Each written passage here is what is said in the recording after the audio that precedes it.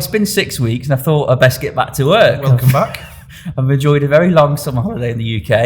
A bit of fresh air, the kids seeing their grandparents, but now we're back to work and talking all things real estate. So my managing director, Mark Walters, who's been doing some of the podcasts, will be extremely relieved that he's not doing any more podcasts. He's not. But he did well. He did very well, but he's got a face for radio, hasn't he?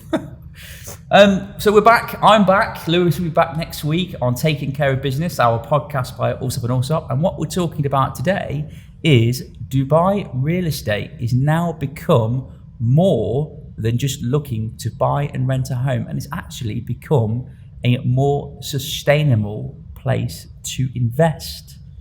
There's been loads of news stories over the last, typically what is a quiet period in Dubai for the summer, but there's been loads of good news stories which I wanted to share with you today, discuss, debate, and really see how that might impact the future for us. So I guess a couple of things really. We anecdotally talked off camera prior to this with our head of developer sales, who's Irish, and he was talking about what's happening in Ireland at the moment and some of the difficulties that he's seeing. So I guess, Paul, do you want to share a little bit about that and really what investors, what's happening from an investment perspective if you are a landlord? So it sounds crazy, to be honest, but so Finton's lucky enough to own a property in Ireland from when him and his family were living over there. It's rented out at the moment. The rent that Finton gets is €1,000 below the market level, which is fair enough. The tenant's been in there for a little while. It's a good tenant. But the issue for Finton is if his tenant left, he wouldn't be able to raise his rent to the market level because he's in a zone, I think it's a rental pressure zone, Finton called it, that the Irish government have set out. He will have to continue to rent to a new tenant €1,000 below the current market price. And that's also concurrent. So if he had 3 different tenants every single year, what Finton's explained to us, that he would essentially have to continue renting out at the rent that's been registered at the governing body, which is mind-blowing. Crazy. I can probably understand why Ireland at some point has done that to try and taper prices to allow people to be able to rent property. I understand that, but from a landlord's perspective, actually owning and renting a property, let's say in Ireland, and maybe in the UK in terms of some of the laws and legislations there, it's becoming less and less attractive. Well, Finton said, to share a statistic, 5,500 private landlords have left the market so far this year in Ireland, which is huge. Very, very interesting. And I think, we've said very often over the summer and throughout the course of this year, we have seen tremendous amounts of European people come into the country and decided to invest, and not just from Ireland but different parts of Europe. And as we go into the latter part of this year where we've got the first ever World Cup in the Middle East, I think what you'll find is that so many people will pitch up here in Dubai for 2, 3, 4 weeks of that month and probably realise actually it's a good place. It's similar to the Expo. So in the first half of this year, which may or may not be related to the Expo, but it's happened at the same time, is a record for the amount of new company formations. There's a news report, I think it came out overnight or this morning, that Dubai's beat London, Singapore, and other hubs around the world to top the list for foreign direct investment into the country. So that's, again, there's a lot of things going on in Dubai, but can the Expo effect be attributed to that? A little bit, maybe.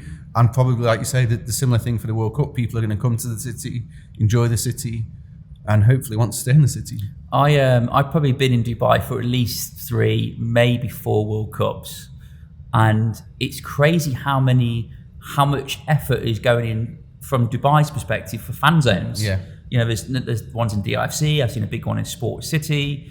There's ones plotted about everywhere. So clearly, the country, the city, Dubai, is expecting a lot of people to pitch up. Yeah, the city's going to be rocking, because don't forget as well, you've got the Formula One at the same time, the golf, the World Cup's the second most watched sporting spectacle in the world, I think, after the Olympics. So yeah, surely the Olympics is not watched more than the World Cup. Surely not. I think it is. I'll stand corrected. Really, I think it is. That's from a football fan's perspective. I guess coming into September, huge month because It is the launch or the release of golden visas for real estate investors. What impact do you think that will have on I guess Dubai, really, not just property market, but what will it have on Dubai? I think it'll have a very good impact on Dubai, a superb impact, because it makes people, and I've said this for a long time, it'll help Dubai feel like home to most people, because if you invest in property here, you get the golden visa, you've got a visa for you and your family for 10 years. So it further does away with the old conception of, if you lose your job in Dubai, that's it. You've got 2 weeks to find another one, or you have to move home, and this uncertainty of is Dubai home or not home. If you can invest here, you get a 10-year visa, Dubai's home for you and your family then, and that will shape a lot of other decisions that you make. Dubai attracts a lot of go-getters, entrepreneurs, and what have you. So if people feel that Dubai's a home and they're here for 10 years, they might start up a business here, they might employ more people here. So just think the wider impact for the economy is superb. So the golden visa is essentially allowing people to have a visa for 10 years. Currently, it's a 2-year visa, which is renewable every single year. So if you are employed, or even if you're a business owner, typically and historically, people have reviewed their situation every 2 years. Am I going to stay in Dubai? Am I going to stay in employment with my current employer?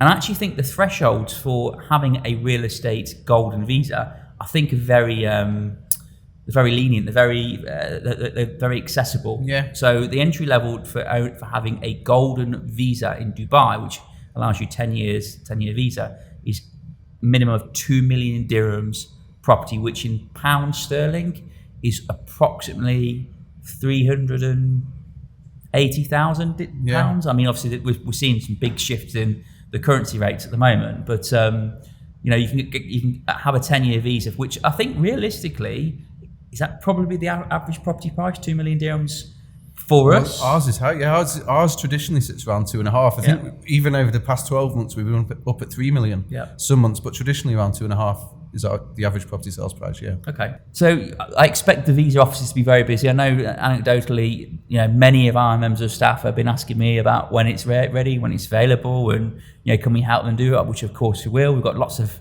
people that work in the business that own properties, and what I think it will also do is it'll actually, people that are perhaps not thought about buying, it'll encourage them to go and buy because of this. It's another reason to do that. So I think that's a great thing. September is going to be a busy month for us at the visa offices. And I think, again, coming back to foreign direct FDI, foreign direct investment, I think it'll encourage a lot of overseas investment as well, especially with, and I know we mention it all the time, the regulatory changes over the last couple of years. It's a lot easier to set up a business. There's a lot of wealth from around the world. We know the number one spot for millionaire migration at the moment.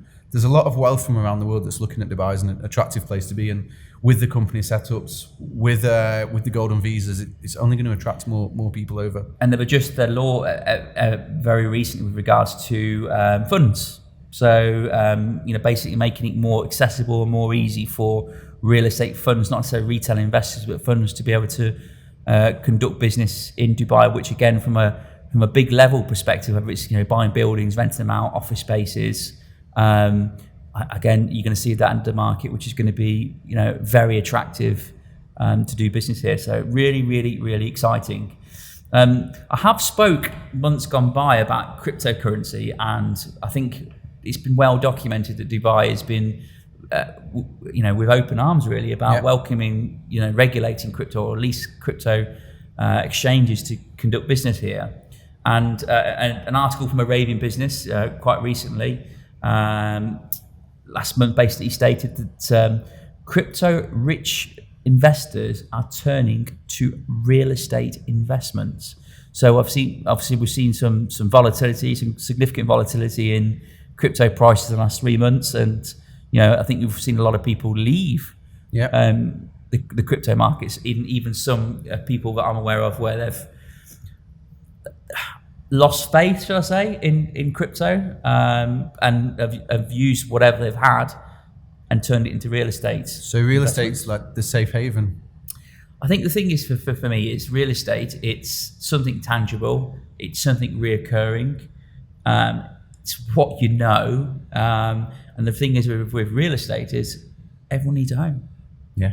And I think a lot of our guys in our offices that have attempted to become the next crypto millionaires and billionaires have, kind of realised that sometimes slow and steady wins the race sometimes. Well, what you just said about everyone needs a home as well. One of the guys in the office was telling me before how his brother's quite active in Web3, and they're actually moving to Dubai, and they're doing something with one of the major shampoo companies, as crazy as it sounds, which is where you can go into the metaverse or Web3, and your avatar can be in there, and you can try hairstyles before you go to the salon. I must be honest with you. I mean, obviously, there clearly is a place for Web3 and the metaverse, but I am so unconvinced right now where that this is the future of our life. I really am. But what he said was, because then we're talking about the world in the next 5, 10, 15 years, it could be crazy. Yeah. And he was going, but where do you think it leaves real estate? So I said the same point. I said, people still need a place to live.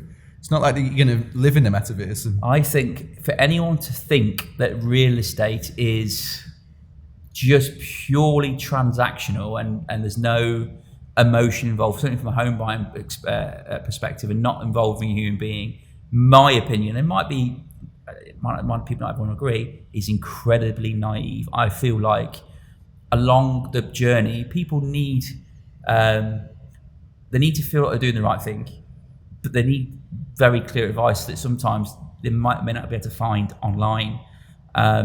You look at Purple Bricks in the UK, and there's other companies where they've tried to attempt the entire process to be online or via an app. And yes, there has been some willingness, but their share of market is 3-4%, which is good, but has it completely changed the whole behavior of people conducting business in property? No.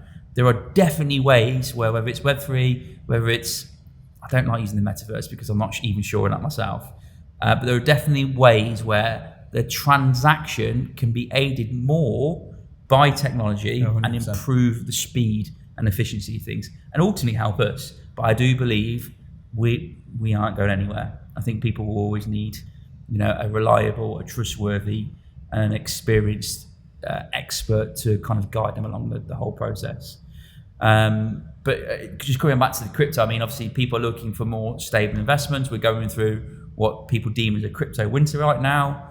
They talk about, the Ethereum merge happening in September, so 15th, 16th September this month, where that's supposed to be the holy grail of allowing Ethereum to be more sustainable moving forward, and that'll be exciting to see what impact that has there. But for me at the minute, I think we're in a bit of a strange space with crypto. I think there are a lot of people who've been burnt, a lot of people that are thinking maybe stocks and property is the way to go. Yeah, no, I agree.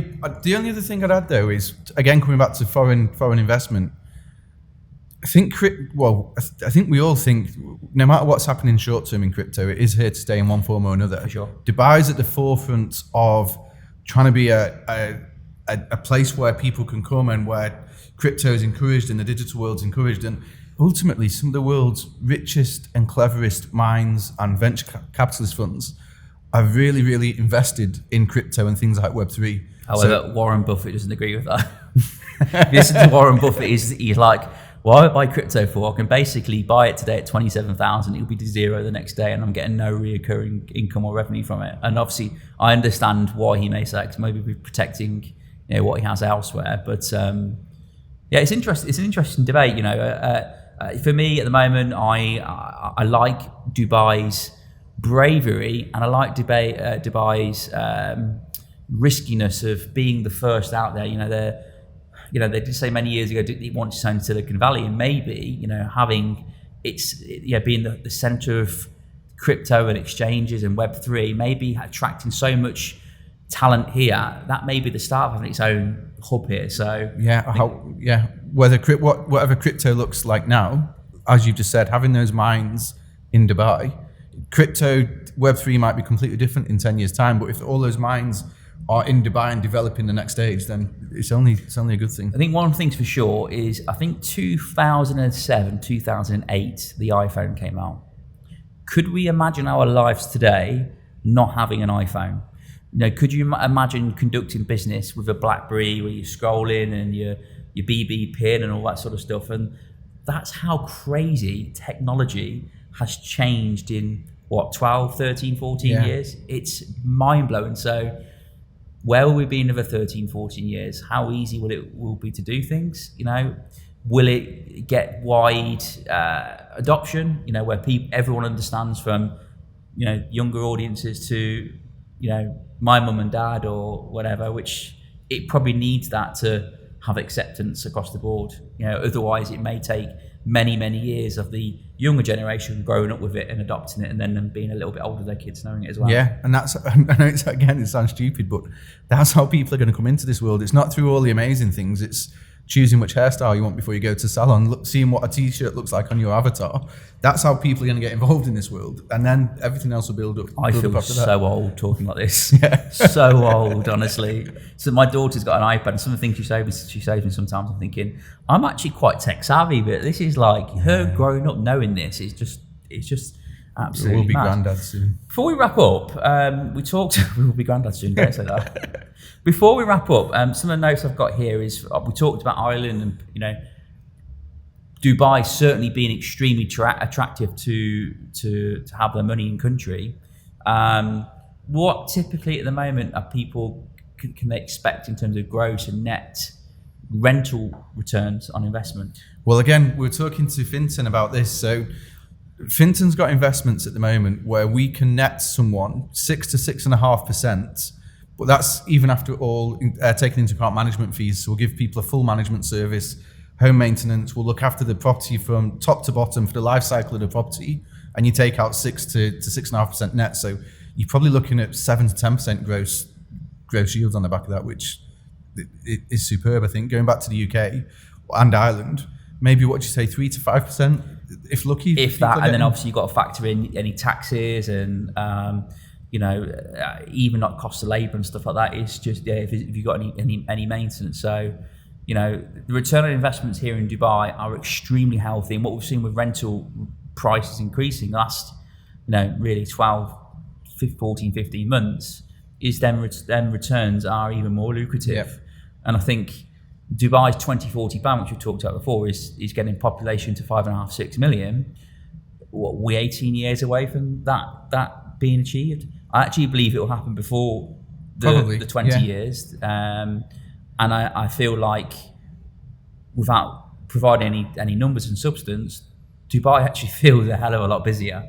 Whether it's the malls, the schools, the roads, and I just think what's going on back home at the moment. Just speaking from a UK perspective, it is the cost of living is difficult, and I think you may find where people might be thinking, do you know what, it's going to be a real tough few years, irrespective of what you do. It doesn't have to be real estate, and maybe we'll try Dubai, where I'm not saying it's inflation proof, because we are seeing it here. I think we're at 7.1% as an overall, but I don't know. I don't really feel we're feeling the pinch as much as than petrol prices. Yeah, and I think it's just there'll be an increased as life gets harder in all parts of the world. If life does get harder for people, there'd be more and more of an appetite for people to try something different. Yeah. It does sound today that we are pitching Dubai, but I can promise you, I'm only actually sharing what's going on in the news right now. And I, being in business, will be in business 14 years in 2 weeks' time, which is really crazy.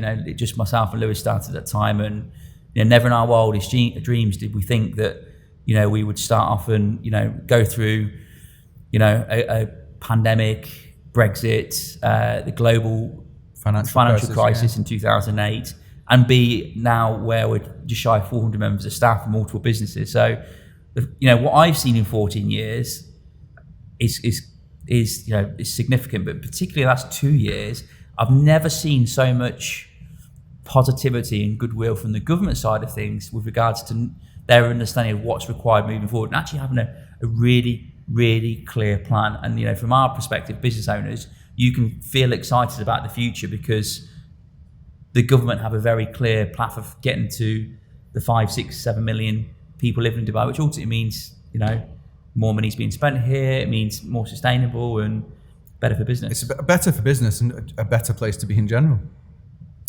So I'm back. You've got me now for the next 3-4 months, running up to Christmas. I'm off now, I guess, till you're both on holiday again. Paul's on the subs bench.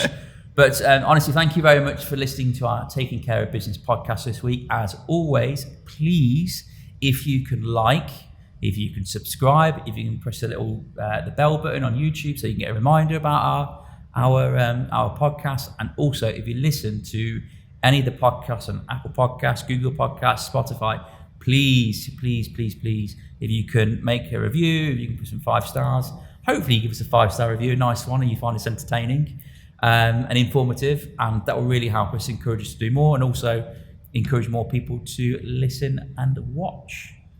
Anything from your point of view when you leave? Do you want to tell us a joke? No, you put me on the spot there. Now I haven't got any off the top of my head. Paul's not very funny. He is really. He's funny looking. But thank you very much, guys. We will see you next week. This is Taking Care of Business. My name is Carl, and this is Paul Kelly. Thank you. Over and out.